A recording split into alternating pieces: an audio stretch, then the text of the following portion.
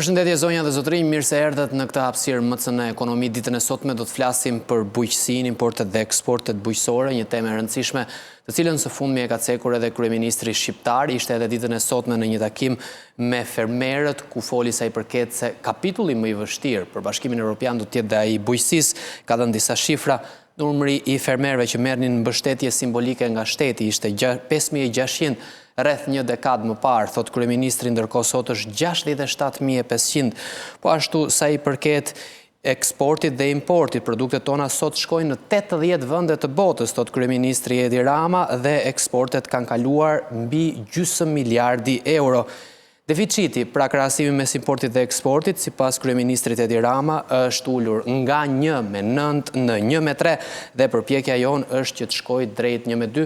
Janë këto deklaratat e bëra pak më herët nga kryeministri Edi Rama ditën e sotme, por për të folur dhe për t'i vënë përballë këto shifra me çfarë thotin stati dhe çfarë thonë ekspertët, kam dy të ftuar, specialistin e zhvillimit rural, është zoti Fatos Fico. Zoti Fico, ju përshëndes. Mirëdita, faleminderit. Dhe nga sindikata e fermerëve është zoti Eduard Sharka. Zoti Sharka, ju përshëndes edhe ju. Për ta nisur spari me treguesit zyrtar të Institutit të Statistikave dhe me atë çfarë tha kryeministri, shohim edhe grafikun e parë, shohim një rënje që nga viti 2020.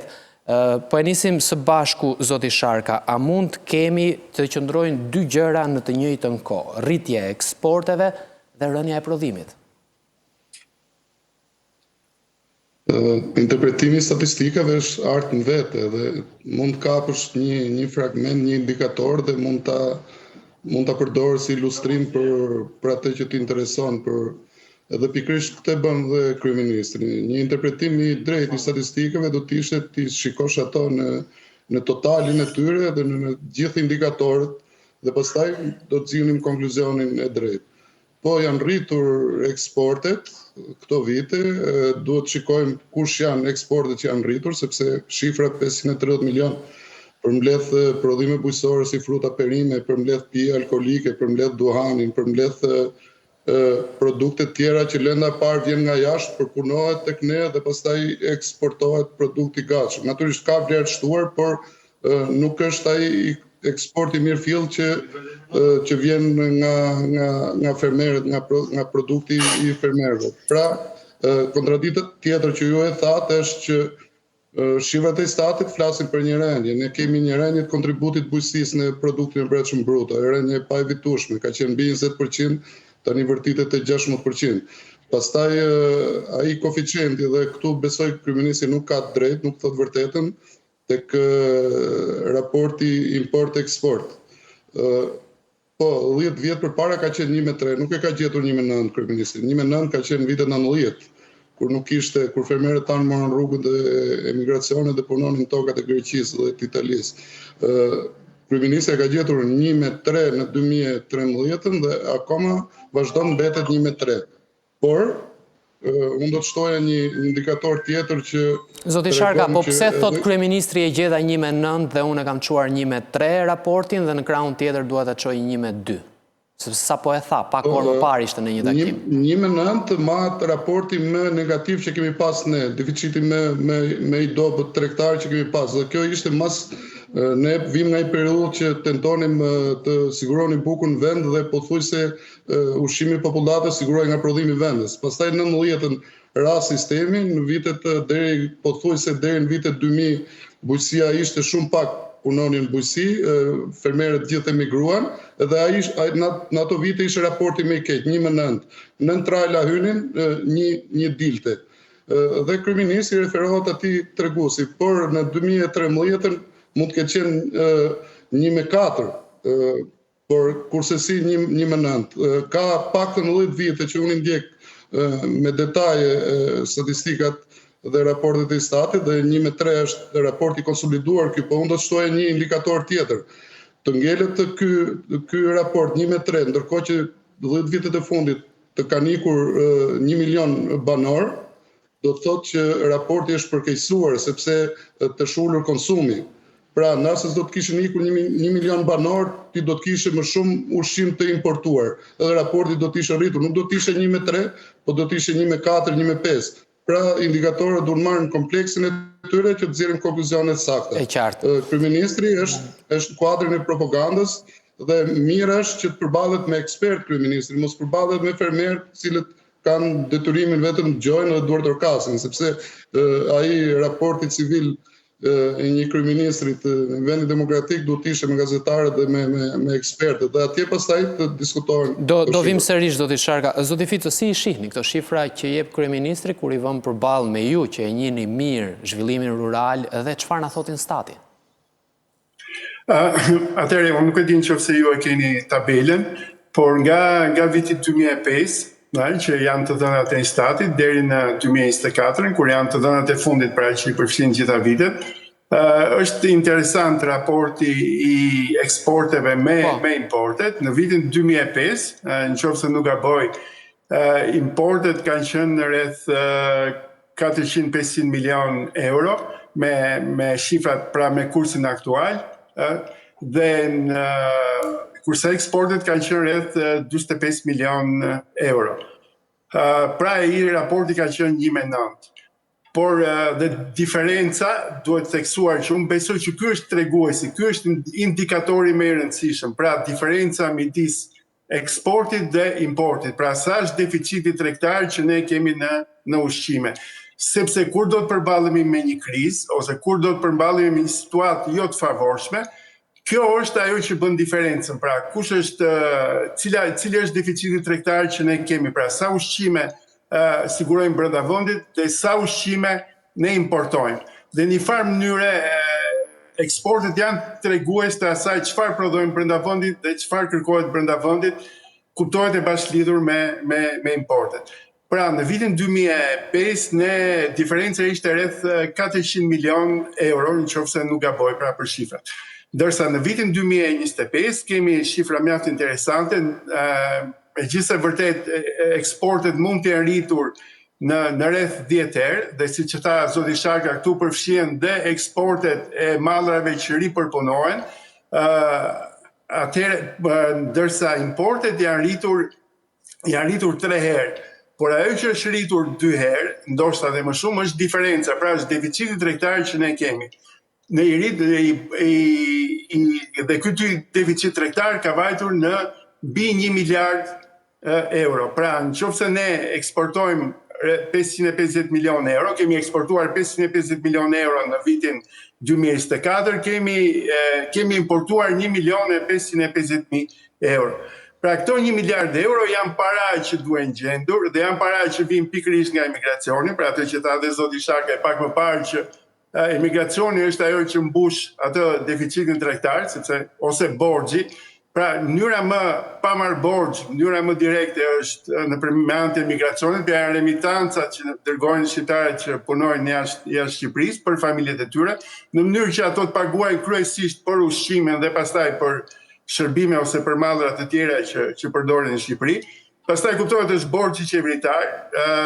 Për fat mirë, borxhi ka ardhur sidoqoftë duke ulur, dhe janë pastaj mund të futet turizmi ose aktivitetet tjera, pra, por duhet thënë që për eksportet deficiti jonë është kolosal. Pra, në total ekonomia shqiptare është mjaft deficitare dhe këtu ku kontribon mjaftueshëm në sensin e keq, pra dhe prodhimi ushqimor dhe bujqësia. Nëse nuk gaboj, raporti është 1:3, pra importojmë rreth 9 miliard euro në total mallra nga vendet e tjera dhe eksportojmë rreth 3 miliard euro.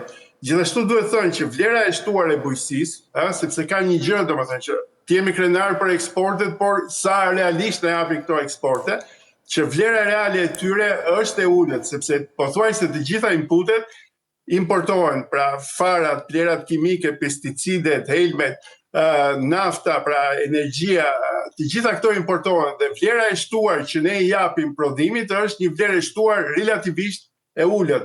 Në ndryshim, për shembull, si mund ta bëjmë krahasimin? Atëherë, për shembull, Spanja i prodhon vetë inputet ose vendet tjera i prodhojnë vetë inputet, pra mund prodhojnë një pjesë të madhe të paktën të fidanave ose të farave, ose edhe një pjesë të madhe të energjisë. Për shembull, Holanda serat e saj mbante me gazin që prodhonte, pra një nga pika që jepte konkurrentshmëri Hollandës ishte sepse serat ngroheshin me gazin që prodhonte deti i Veriut. Ndërsa ne importojmë të gjitha, pra.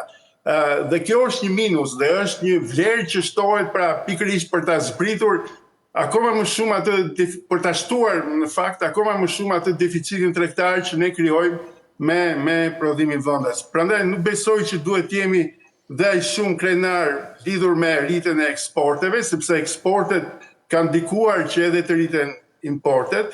Dhe këtu duhet parë, unë mendoj që kërkon një analizë të thellë nga ekonomistët, nga ekspertët dhe nga politika që ku po na çojnë këto politika të eksporteve, sepse po vëmë në rrezik në një farë mënyre edhe sovranitetin ushqimor.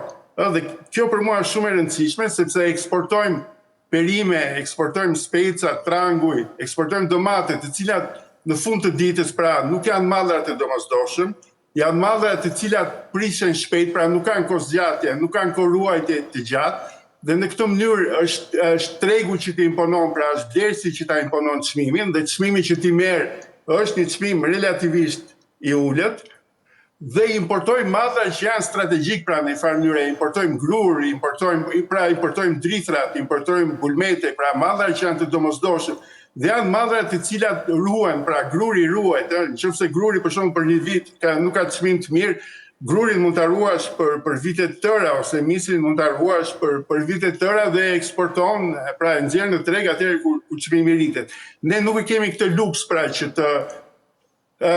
të eksportojmë ose që të luajmë me tregun. Përkundrazi ne gjithmonë duhet të përgjigjemi tregut. Për fat të mirë na ka ecur me tregun, pra ka pasur kërkesë në rritje për perimet, për shkak të pandemisë, për shkak të problemeve që ka pasur Spanja, për shkak të problemeve që kanë qenë në Afrikën e Veriut, kemi qenë të favorizuar për të eksportuar perimet, por nuk do të thotë se kjo do të vazhdojë gjatë ose do të jetë gjithmonë kështu. Pra ne duhet ta konsiderojmë që eksportojmë prodhime të cilat nuk janë të domosdoshme dhe prodhime të cilat prishen shpejt, pra prodhime ku blerësi të imponon çmimin, dhe importojmë prodhime të cilat janë të domosdoshme dhe ku shitsin në një farë mënyre të vendos çmimin. Kuptoj. Zoti Sharka, u ndal pak më herë dhe zoti Fico. Po shohim dhe këtë grafik që kemi, kontributi i bujqësisë në produktin e brendshëm bruto është në rënje. Si e komenton? Para se të komentoja këtë, do t'ju lutsha sepse zoti Fico bëri një analizë shumë të rëndësishme që unë e shoh nga afër. Po. Ne jemi të favorizuar në import vetëm për shkak të çmimit të ulit të eksporteve, në eksport. Dhe po të bësh një analizë komplekse, ne, siç e tha zoti Fico, importojmë inpute, pesticide, herbicide dhe ushqyes në formë plerash të lëngështa apo të ngurta, ja hedhim tokës tonë dhe në momentin që ne shesim pothuajse shumë pak mbi kosto, sepse çmimi mesatar i shitjes për eksport nuk ka në marrë të madh mbi kostën e prodhimit. Në analiza fatgjatë ne kontaminojmë tokën tonë me importe, me kimikate dhe eksportojmë shumë pak vlerë të shtuar. Ne mund kemi rritur sasinë e perimeve të eksportuara, por në momentin që ato eksportohen vetëm për shkak të çmimit konkurrues, edhe kur them çmim konkurrues 60 lekë për kilogram, ndërkohë që kosto mesatare e këtyre perimeve shkon në 50 lekë për kilogram. Pa llogaritur element kostoje që fermerët nuk i kanë konsiderat fare, kostën e investimit apo kostet tjera të shehura. Pra, në momentin që ne kemi eksporte të tilla me këtë lloj kosto prodhimi, nga ky raport import-eksport në këtë sektor, ne në terma fatgjat dalim të humbur, sepse ngarkojmë tokën tonë me pesticidet importuara dhe shesim produkt të freskët me shumë pak vlerë të shtuar.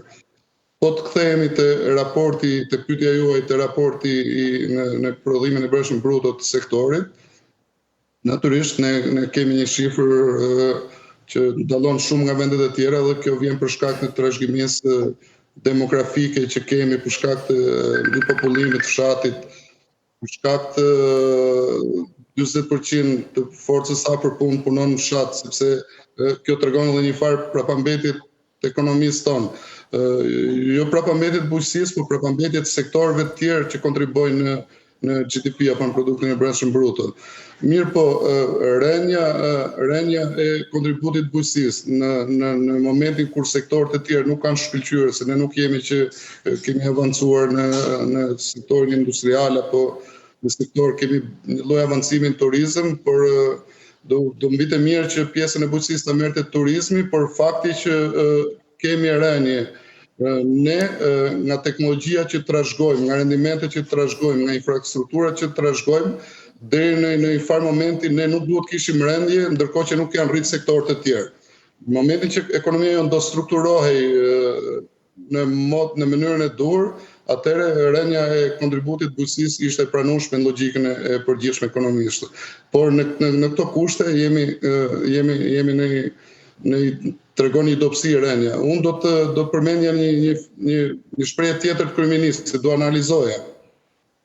Tha që kemi arrit në 2000 hektar sera, po ta kujtoni në atë fjalimin ku ju them me garanci të plot dhe me përgjegjësi plot që ne duhet të ishim në 5000 hektar sera sot, në rast se nuk do kishim braktisje të serave.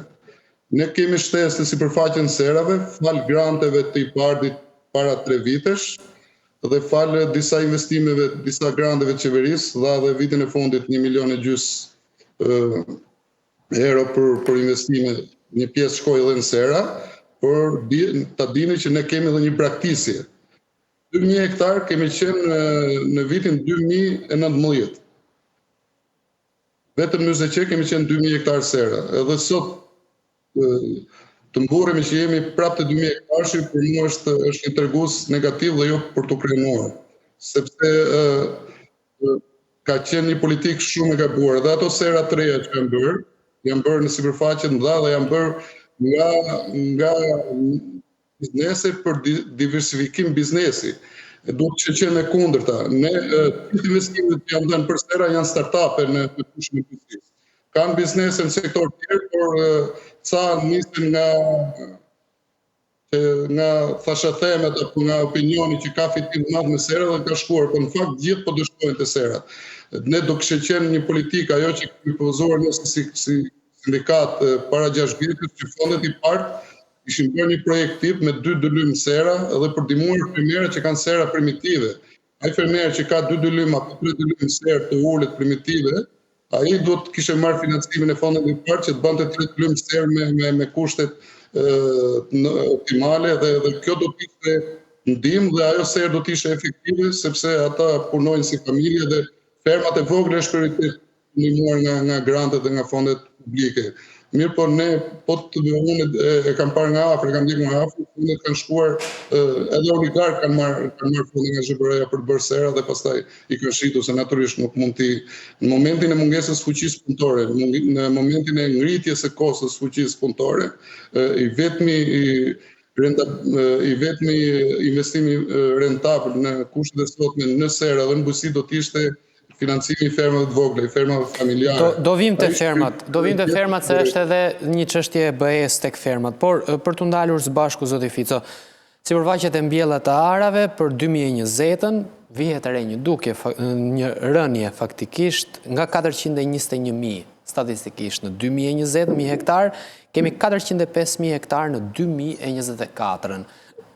Çdo të thotë kjo rënje, kjo të kurje sipërfaqes së mbjellë, zoti Fico? Në fakt që duhet parë lidhur me prodhimin, pra me sasinë që prodhohet. Është normali që sasia e sipërfaqes së mbjellë të bjerë, për shkak sepse ne nuk kemi në gjendje, pra nuk prodhojmë dot, qoftë për tregun e brendshëm, qoftë për eksport, kemi vështirësi. Duhet thënë që toka ndahet, do të thënë po ta bëjmë diskutimin pak duke kthyer në atë ekonominë bazë. Toka ndahet në disa kategori. Kategoria e parë primare e tokës, pra që është toka më pjellore, toka më produktive, ne kemi pak tokë pjellore, tokë produktive të mirëfilltë. Pra mund të quajmë të tillë fushën e Muzdeqes, ulësirën përgjithsisht, ulësirën perëndimore, fushën e Korçës. Pra toka që janë pjellore, toka që janë të ujitura, toka që janë me infrastrukturë. Pastaj tokat e tjera janë toka marginale, tokat të cilat e kanë të vështirë prodhimin, pra prodhuesit ose fermerët që kanë zotrim ose punojnë, detyrohen të kultivojnë toka që janë marginale, kanë shumë vështirësi në prodhim, sepse ka rendimenti është i ulët, kostot janë të larta. Dhe këto toka futen në prodhim vetëm kur kërkesa është shumë e lartë. Kur kërkesa është shumë e lartë, atëherë dhe tokat marginale futen në prodhim dhe gjithmonë më tepër nëse rritet kërkesa, atëherë toka edhe më marginale ose toka më pak pjellore do të futen në prodhim për shkak të çmimit të lartë që ka tregu. Por ne nuk jemi në këto kushte, pra nuk kemi një çmim të lartë tregu, nuk kemi një kërkesë shumë të madhe, qoftë nga vendi, qoftë nga importi, që ta justifikojë futjen në përdorim të tokave marginale. Pra, në këtë sens është logjike, është e arsyeshme që të bjeri sipërfaqja e tokave të mbjella, sepse do të dalin nga shfrytëzimi tokat marginale që më përpara mbilleshin me drithra, apo qoftë dhe me perime. Dhe këtu duhet kemi parasysh që një ser mund prodhoj me 10 herë më tepër se sa sipërfaqja e kultivuar dhe ato 2000 hektar sera që kemi, apo qoftë dhe 1000 hektar sera që kemi, prodhojnë sa për 10.000 ose ndoshta edhe sa gjithë sipërfaqja e lirë, gjithë sipërfaqja e hapur, pra që mund të përdoret tek ne. Ashtë më tepër, pra, teknologjia e re, pastaj farat e reja, përmirësimi i teknologjisë, përmirësimi i njohurive, bën të mundur që në më pak tokë të marrësh më shumë rendiment. Pra, në një farë mënyrë është e kuptueshme që të bjeri sipërfaqja. Gjithashtu dhe konkurenca me aktivitetet e tjera. Pra, me çdo aktivitet që bëhet, aktivitet tjetër ekonomik, që mund të jetë turizmi, mund të jenë industri, mund të jenë shërbime, por shembulli klasik agroturizmi, e ul sipërfaqen e tokës së mbjellë duke ja kaluar këtyre. Dhe gjithashtu unë besoj që do t'ishte mirë ndoshta që të binte edhe akoma më shumë sipërfaqja e tokës së mbjellë, në mënyrë që ta intensifikojmë edhe më shumë bujqësinë për ato toka, ta intensifikojmë më shumë prodhimin për tokat pjellore që kemi, sidomos për ulësirën perëndimore dhe për zonën e Korçës, për fushën e Korçës, apo dhe fushat të tjera që janë pak më të vogla në territoret, në rajonet të tjera, në mënyrë që t'i lëmë më shumë hapësirë natyrës. Natyra po tregohet gjithmonë më e domosdoshme për ne, thatësira, për mbytje, të gjitha këto janë të lidhura ngushësisht me natyrën dhe me përdorimin që i bëjmë ne tokës. Pra, nëse do t'i dedikojmë më shumë tokë, do t'i japim më shumë tokë natyrës, pra duke qenë dhe duke lënë pra të lirë atë, duke lënë të lirë tokën, do t'ishte shumë më mirë për ne. Dhe kjo po duket edhe me ujin, uji po bëhet një problem shumë i madh, dotja e ujrave është një problem shumë i madh. Ne, për fat të mirë, potencialisht kemi shumë ujra, por konkretisht, për shkak të ndotjes së ujrave, ujrat tonë nuk janë cilësor, pra uji i pishëm që përdoret në Shqipëri nuk është cilësor. Dhe një përdorim i dur i tokës, pra duke lënë më shumë hapësirë natyrës, në mënyrë që të mos mbjellin, për shembull, është mbjell mali me gropa dikur me patate dhe ajo dha direkt pasoja në ujin që pinte Tirana, sepse u ndot uji nga lëvizjet e tokës, nga vlerat kimike që u përdorën, nga dherat që lëvizën dhe u dishën vite të tëra që pastaj të rikthej sistemi pra që siguronte ujin e pishëm. Dhe për fat të mirë, nëse ne do të shkojmë drejt Bashkimit Evropian, por besoj që edhe pa e pritur këtë, qeveria duhet t'japi fonde për fermerët që ato të bashkëpunojnë me natyrën.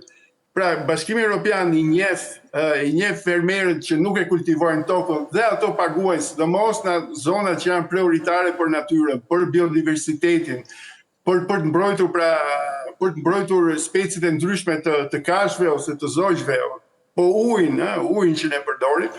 Atëherë qeveria ose fondet e Bashkimit Evropian janë të nevojshme dhe janë të domosdoshme. Pra një fermer nuk ka pse të mbjelli grur në malet apo kodrat e skraparit apo diku tjetër, por mund t'ia lërë natyrës dhe atë mungesë, pra ato pak para që vetëm teorikisht do t'i fitonte nga gruri, mund të zëvendësohet me subvencione që merr nga qeveria pikërisht pra për të krijuar natyrë.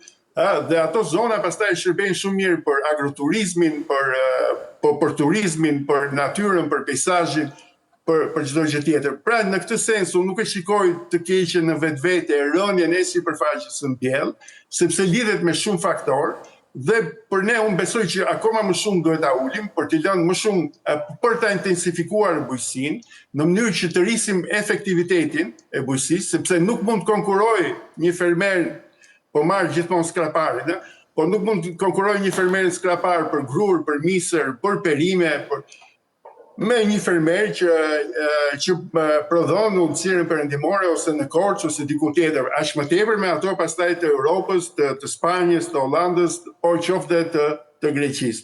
Për një fermer që jeton në zonat malore, në zonat kontinore, shumë mirë mund të bëjë një rol më efikas, pra që të bashkëpunojmë me natyrën, qoftë duke ndjekur dhe praktikat tjera të bujqësisë, pra të bujqësisë tradicionale që lidhet me produktet lokale, me produktet tipike, me agroturizmet, me shitje direkte që mund të bëhen në zonë, po pa pretenduar që këto prodhime të shkojnë në treg.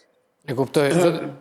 Po, do të vim sërish sepse do ta cekim pjesën e dytë çështjen e Bashkimit Evropian, por për të ndalur në një pikë të tjetër në këtë fund të pjesës së parë. Zoti Sharka, numri i gjetëve është përgjysmuar, duke zbritur nga 500.000 në 2015 në 263.000 në 2023.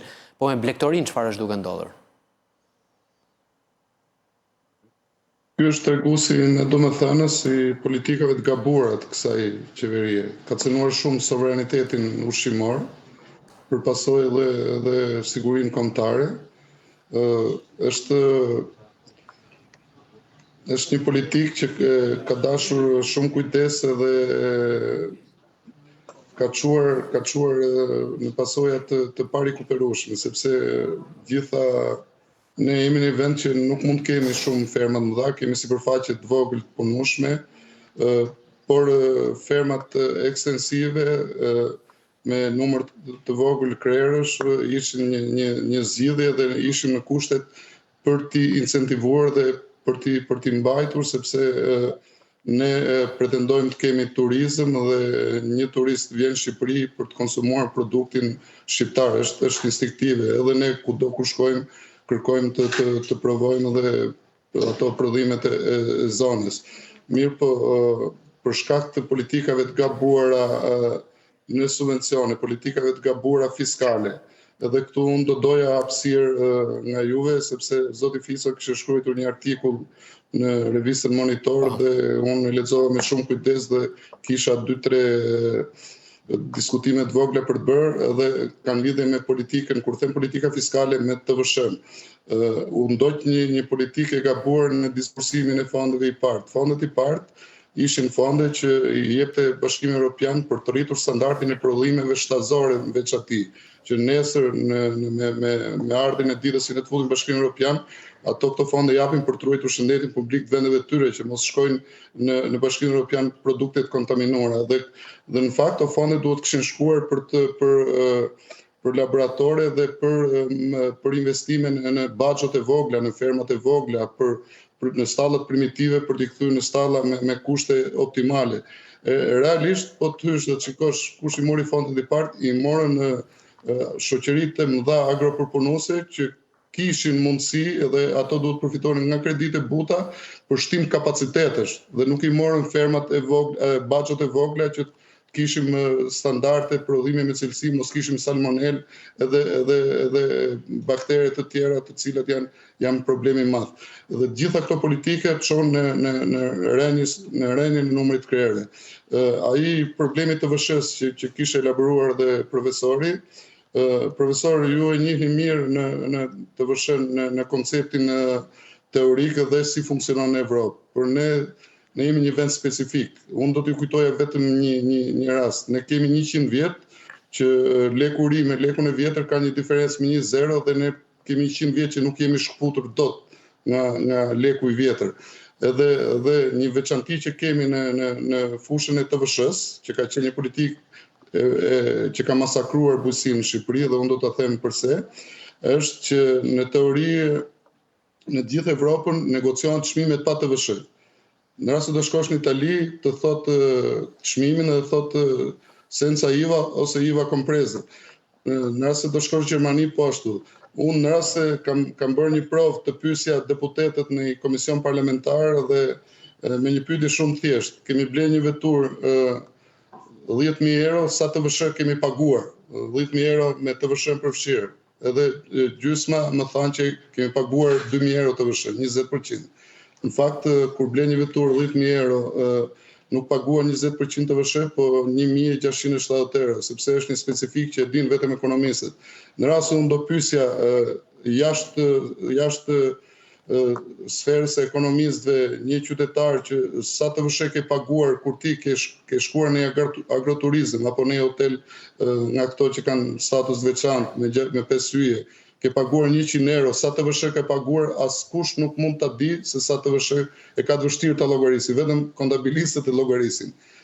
Për shkak se në Shqipëri negociohen çmimet me TVSH. Ju kishit të thënë për kërkesën për barazim. Unë jam ai që kam kërkuar barazimin e TVSH-s. Por jo të barazohet 20, barazimi i shkallës TVSH. Momentin që ti në TVSH në shitje ke 20%, edhe mbledhje duhet ta kesh 20% dhe kjo bën një sens, jo se duhet rritet TVSH-ja për fermat e vogla dhe për fermerët që nuk janë TVSH, por për rregullimin e TVSH-s. Në fakt TVSH-ja është një taksë që paguan konsumatori fundor. Çdo konsumator fundor, shteti jon ka vendosur të marrë 20% edhe për ushqimet e shportës, që mesatare e Evropës është 9%. Irlanda e ka 0, Gjermania e ka 4%, Greqia 6%, mesatare e Evropës shkon te 9%. Që ne i marrim 20%. Po e di ç'a ndodh tek ne, profesor? Në rast se një subjekt i TVSH-s, subjekt tregtar apo agropërpunues, blen te fermeri jon, konsumatori jon paguan 30% TVSH.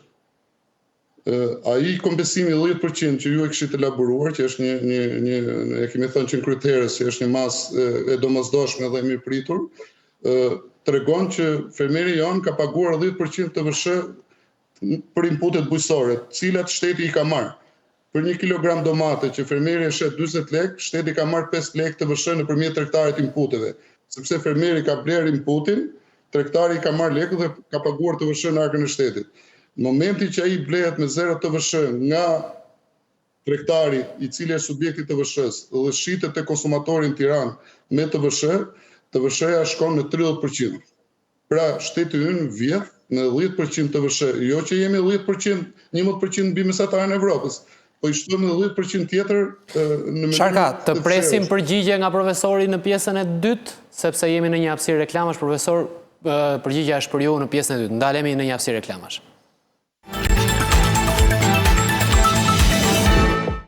Rikthehemi në pjesën e dytë, nderuar televizionistë, po flasim sa i përket bujqësisë dhe blegtorisë në vendin ton. Kam në lidhje specialistin e zhvillimit rural, zotin Fatos Fico, gjithashtu edhe nga Sindikata e Fermerëve, zotin Eduard Sharka.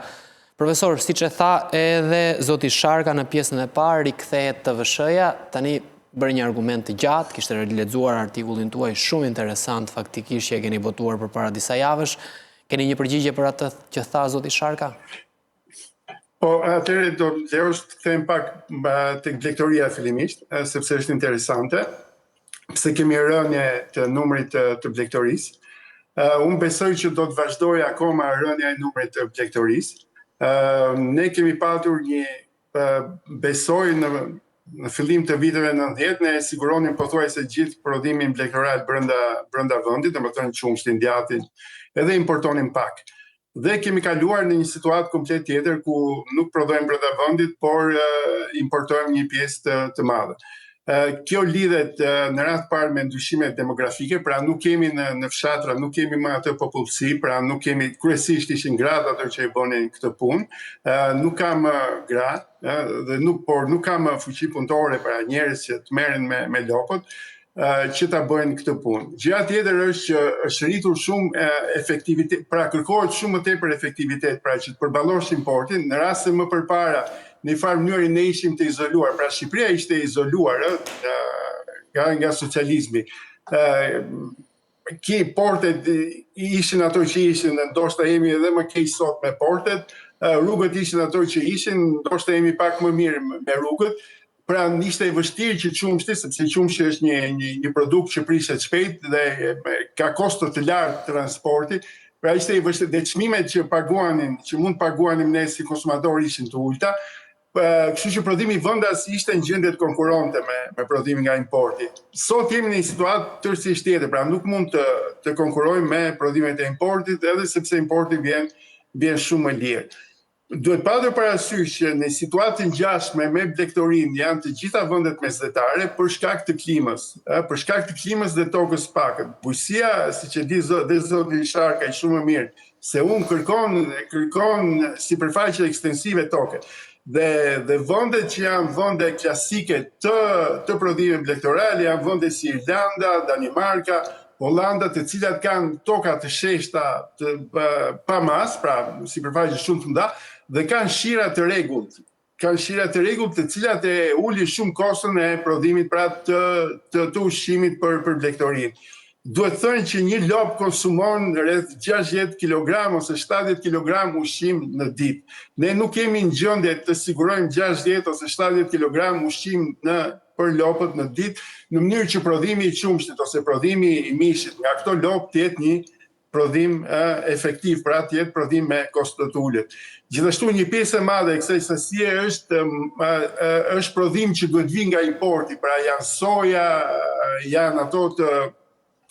janë prodhime të tjera pra të ngjashme me sojën, pra janë lëndë proteinike, sepse kafshët ka nevojë për ushqim proteinik për të prodhuar qumësht cilësor dhe mish cilësor, të cilat ne nuk kemi në gjendje të importojmë me çmime të ulta dhe me çmime të ulura dhe me sasi të mëdha. Pra në këtë situatë si ne, është dhe Greqia, është dhe Italia, dhe ato pothuajse si ne, pra nuk e sigurojnë dot me brenda vendit të tyre të gjithë prodhimin, qoftë për mishin, qoftë për qumshin, por detyrohen të importojnë sasi të mëdha, sidomos lidhur me lopën. Ndryshon situata për blegtorinë e imët, pra për delet dhe për qumshin e deleve në Greqi, për shkak të subvencioneve të shumta të traditës, por për lopët duhet thënë që ne nuk konkurrojmë dot. Edhe për delet do të jetë vështirë për shkak sepse ne ka ndryshuar pra përdorimi i tokës. Në rast se më përpara ne ishim 800.000 banor ose 1 milion banor, kur kishim 2 milion dele, sot jemi dyfishi i popullsisë. Kemi bërë një shfrytëzim shumë të keq të territorit, kemi shumë më pak ujëra, pra ka shumë më pak reshje, ka shumë më pak sipërfaqe me vegjetacion, të cila mund të shfrytëzohet pra nga blegtoria e imët. Kështu që në këtë sens, pa patur shumë subvencione të forta dhe mbështetje të fortë për blegtorinë e imët dhe blegtoria e imët do të bjeri. Unë them që nuk duhet jemi shumë, domethënë të pretendojmë shumë nga blegtoria, në rast se nuk do të investojmë shumë për blegtorinë. Por dhe këtu duhet i bëjmë llogaritë mirë, për të arritur në atë pikën se ku jemi efektiv. Ne nuk mund të kthehemi, është e pamundur të kthehemi, më vjen keq, po e shikoj të dyshim këtë diskutimin që kemi familje me një lop ose me 2 lop, sepse do të thotë që ato familje jetojnë si në feudalizëm ose jetojnë në varfëri. Pra është e pamundur që një familje të sigurojë jetesën me një lop. Përkundazi ne shkojmë drejt bujqësisë moderne, pra shkojmë drejt ekonomisë moderne dhe duhet mendojmë që kemi ne duhet të llogarisim kush është numri optimal i kafshëve për një stall, i lopëve për një stall. Në Greqi për shembull është rreth 85 lopë, nëse nuk gaboj, ose edhe më shumë, po numri minimal pra për të pasur një stall rentabël është ky. Edhe tek ne stallat që janë funksionale, stallat që funksionojnë janë stalla me numër të lartë krerësh. Stallat e vogla e kanë vështirë sepse nuk investon dot, sidomos për sistemet e ruajtjes dhe për sistemet e transportit. Dhe këto janë shumë të rëndësishme, pra ruajtja dhe transporti, analiza, cilësia dhe çdo gjë tjetër. Për të thënë këtë si parantezë, edhe sepse kjo besoj që sidoqoftë lidhet dhe me TVSH-n, pra lidhet me prodhuesit e vegjël, me atë që tha zoti Sharkaj pak më parë. Edhe këtu mendoj që ka 2 anë. Domethënë nuk duhet i marrim problemet të ndara. Pra problemi i TVSH-s së ushqimeve, pra ai që paguan konsumatori final, është një problem i madh politik, i cili kërkon një zgjidhje politike. Të forcat politike kanë thënë në çdo zgjedhje që ne do ta ulim TVSH-n e sportës, do ta reduktojmë TVSH-n e ushqimeve, por asnjë nuk e ka bërë. Pse nuk e ka bërë?